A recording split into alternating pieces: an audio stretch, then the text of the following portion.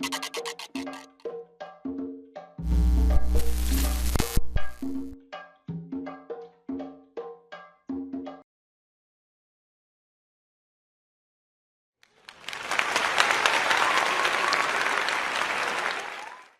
name is Sadowski, and I come from a country where democracy is the heart and privilege.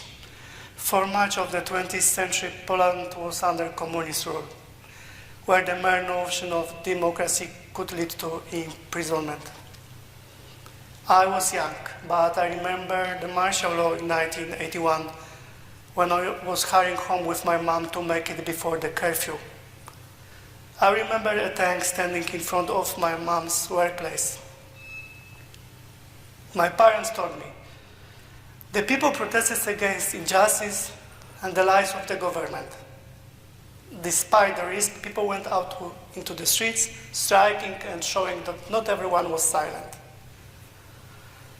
The Polish people created independent media and culture. The underground press started to grow leaflets, newspapers, books printed illegally outside of censorship. Writers, actors, musicians told the truth in metaphors, in poets and songs. In 1980, the Polish people founded the independent organization Solidarity. It was the first legal independent trade union in the Eastern Europe, with nearly 10 million members at its peak. 10 million members at its peak.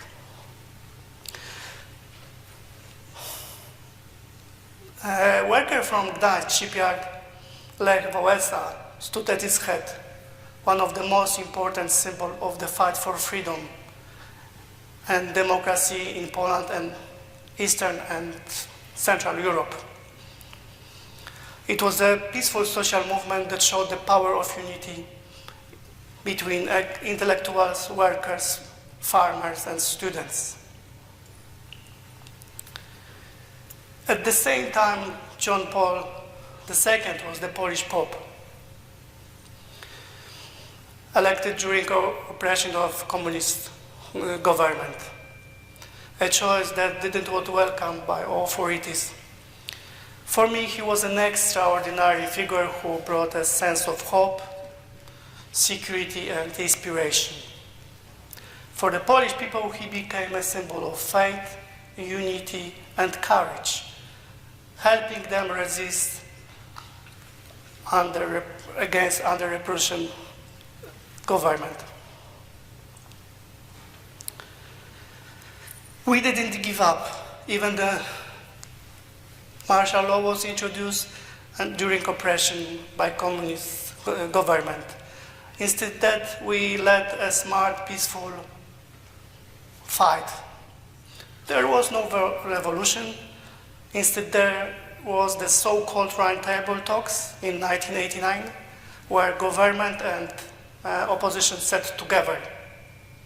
The partially free elections in 1989, which were agreed upon as a part of the roundtable talk, began the fail of communist regime in the entire Eastern Europe.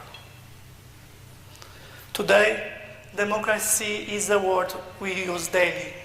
Even my son says, "Dad, I don't want to go to grandma's. This is democracy. I'm going to play soccer." To the future of global democracy raises important questions. Do we truly understand what democracy means? Can we fully appreciate the freedom to express our needs and beliefs? Will the democracy develop uniformly given the diverse of history and culture of each nation? After all, democracy means different things to different people. It's deeply rooted in each society's experiences. History for struggles, democracy and freedom showed that common goal drives democracy, united people. In Poland, fight against communism brought us together. Just as civil rights movement united people in America. In 2020, in Poland, we witnessed the Black protest, where women bravely stood against the tightening of abortion laws. However, it wasn't a movement about abortion rights, it was a broader protest against encroachment on personal freedoms, influence of the Catholic Church in politics, and the erosion of democratic values under the ruling party. During the peak of the protest, over 4,000 people participated nationwide, including 1,100 in Warsaw alone.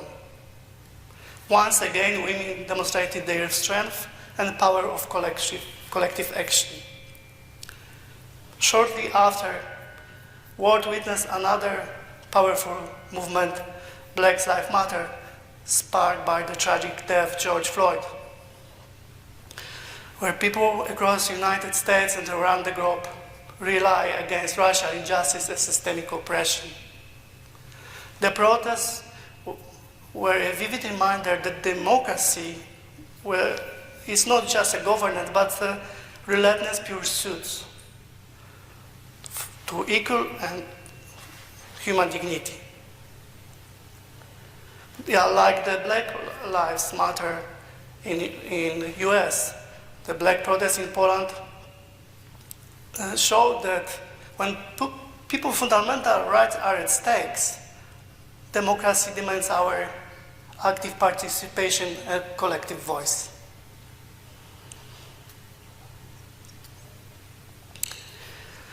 Let me share a few examples how a single person can inspire and give people hope.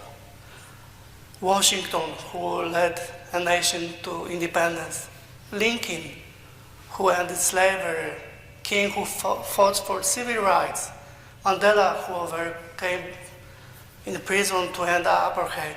Malala, who stood up for the girls' education. Or Navalny, who challenges corruption in Russia.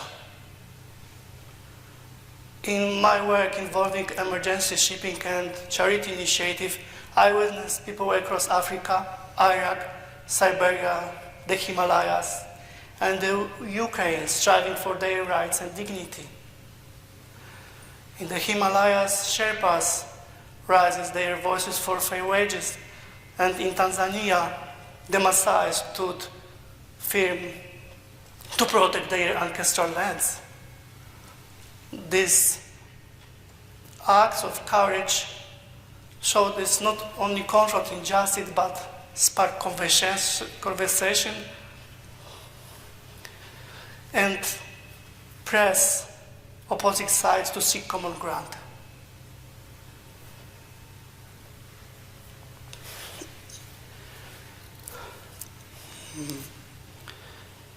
What strikes me is the urgency of this moment. We live unprecedented climate change, rising inequalities, rapid advancement of technology, which we have never experienced before as a species. The approach of democracy will shape our collective future. We must ask ourselves, are we prepared to embrace more inclusive and innovative form of governance to respond to this global crisis? If not, we must act now.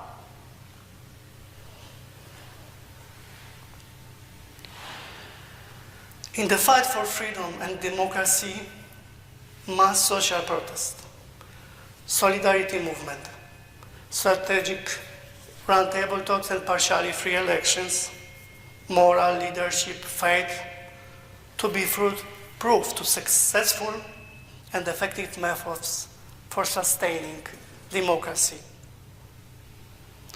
The future of global democracy will depend on how we will well adapt to change, protect our values, and strive for a just, equal, and peaceful world. Without this commitment, democracy dies quietly and slowly. Democracy is like freedom, is not guaranteed forever. my country knows all too well. We serve a powerful example of transformation from dictatorial regime to democratic system. But now, over 30 years later, Poland facing a new threat, not from outside, but from within ourselves. After our victory, instead of unity, divisions began. Use true patriots versus them traitors. We neglected building real community. Instead of debate was shouting and exposition. Instead of cooperation was accusations.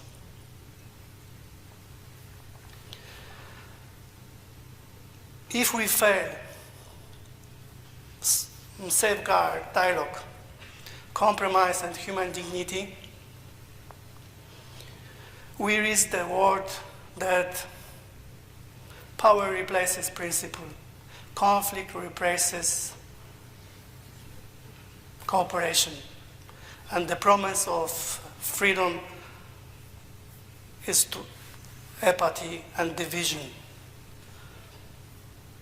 By speaking together, standing together and building bridges across our differences, we can ensure that democracy not only survives, but thrives to delivering on its promise for generations to come.